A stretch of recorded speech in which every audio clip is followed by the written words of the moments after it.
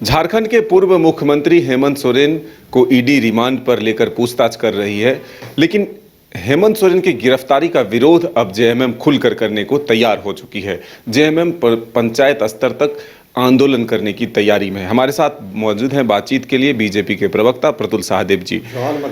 प्रतुल जी, अब जेएमएम हेमंत सोरेन की गिरफ्तारी को लेकर के विरोध, एक तरह से कहे आंदोलन की शुरुआत करने जा रहा है। सबसे पहले उपवास है, फिर न्याय यात्रा है, और वो कह रहे हैं कि बीजेपी के इशारे पर सारी कार्रवाई हुई है। उपवास रख रहे हैं वो तो 4 वर्षों तक पराया माल को ढकारने वाले लोग एक दिन का सांकेतिक उपवास रखेंगे। न्याय यात्रा निकाल रहे हैं।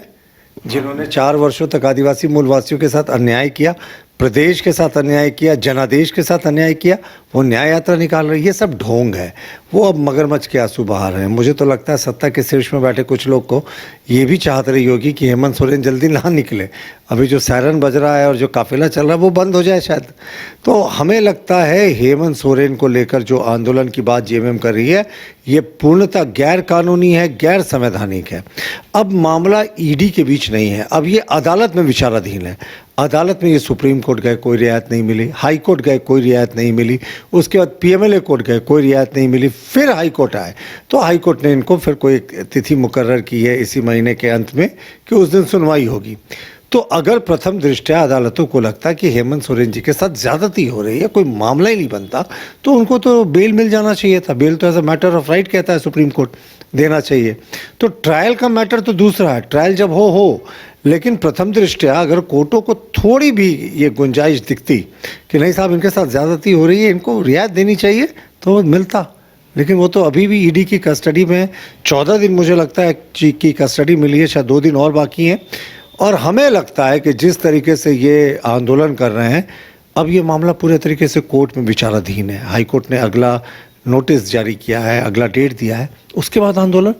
क्या आप अदालत पर प्रेशर डालने की कोशिश कर रहे हैं? क्या आप अदालत को इन्फ्लुएंस करने की कोशिश कर रहे हैं जन आंदोलनों से? क्या कौन सा मुख्यमंत्री, पूर्व मुख्यमंत्री पर क्या आरोप लगा है? ज़मीन घोटाले का। कोई स्वतंत्रता संग्राम और कोई वो जन आंदोलन में जेल नहीं गए हैं। लेकिन जिस तरीके से कोर्ट को यह मखौल उड़ा रहा है, कोर्ट में मामला विचाराधीन है साहब, और अब सड़क पर उतर के विरोध प्रदर्शन कर रहे हैं। आप ईडी के खिलाफ नहीं, आप उच्च न्यायालय के खिलाफ प्रदर्शन कर रहे हैं। या आप कंटेम्प्ट के दायरे में आपका पूरा आंदोलन आता है। और हम इसे बहुत दुर्भाग्यपूर्ण मानते हैं कि जिस मुख्यमंत्री ने कभी संविधान और आस्था के प्रति शपथ ली थी कि निष्ठा की, चंपई सोरेन जी ने, उनके पार्टी ने उनके ही मुख्यमंत्री काल में अदालतों के खिलाफ आंदोलन शुरू कर दिया है।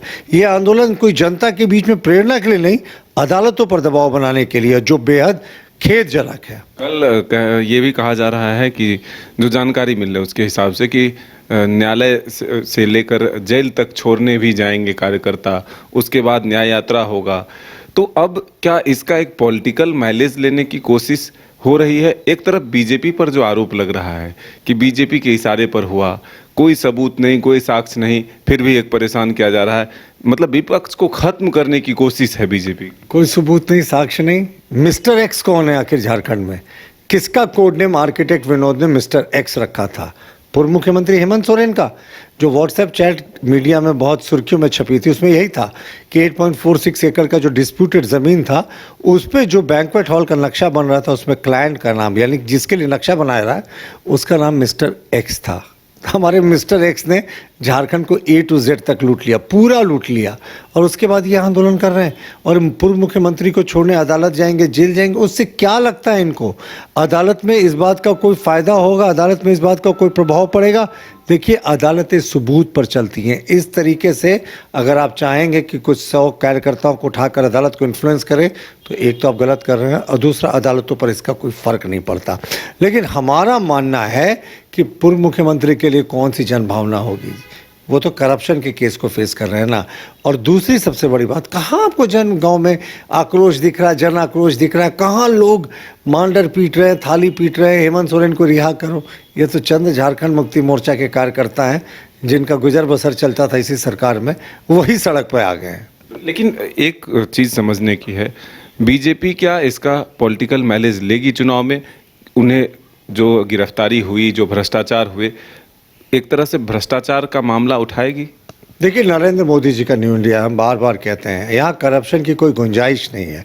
करप्शन के खिलाफ आप कितने भी ऊंचे क्यों ना हो, कहते हैं मदन जी, पावर करप्ट्स, सत्ता का नशा जो है वो बर्बाद करता है। And absolute power corrupt absolutely, और जो एब्सोल्यूट सत्ता है ना वो आपको एब्सोल्यूटली करप्ट कर देती है। तो यही कुछ पूर्व मुख्यमंत्री हेमंत सोरेन और उनके कॉकस के लोगों के साथ हुआ। इनको लगा कि एक अहम द्वितीय कोई नहीं, यानी मेरे अलावा कोई दूसरा नहीं है सिस्टम में, जो मन में आएगा मैं करूँगा। और देखिए क्या है, कल तक मुख्यमंत्री थे, सायरन बजता था, सड़कें साफ़ हो जाती थी, और आज रिमांड में वो कह रहे हैं कि मुझे तहखाने में रखा जा रहा है, पाइप से हवा पहुंचाई जा रही है। ये तो उनके आरोप हैं, लेकिन क्या स्थिति हो गई। काश चंपई सोरेन जो समय मुख्यमंत्री थे, वो सीनियर मंत्री थे उस समय, अभी जो वर्तमान में मुख्यमंत्री चंपई सोरेन है, उस समय उन्होंने क्यों नहीं हेमंत सोरेन को सीख दी थी कि साहब ऐसा बेटा भ्रष्टाचार मत करो। तो कहीं ना कहीं चंपई सोरेन भी तो दोषी हैं। वो उनके आँख के सामने सब कुछ होता रहा, लेकिन उन्होंने धृतराष्ट्र की तरह पट्टियां बांध कर रखी, और अब सत्ता के मजे ले रहे। तो बिल्कुल आपने सुना कि जेएमएम के जो अब आंदोलन होने वाले हैं पूर्व मुख्यमंत्री हेमंत सोरेन की गिरफ्तारी को लेकर के, बीजेपी उस पर सवाल उठा रही है और कह रही है कि जब मामला न्यायालय में है तो सड़क पर उतर कर उपद्रव करने का अधिकार किसी को नहीं है। अब देखना होगा कि आगे इसको लेकर के क्या राजनीति और बढ़ती है या फिर मामला खत्म होता है। अपने सहयोगी विकास के साथ मदन सिंह, न्यूज़ बायोस्कोप, रांची। 5 राज्य, 61 शहर, 150 प्रोजेक्ट और एक वास्तु विहार। नई सोच, नया घर। बनाए रखिए अपना प्यार, सेवा में है वास्तु विहार।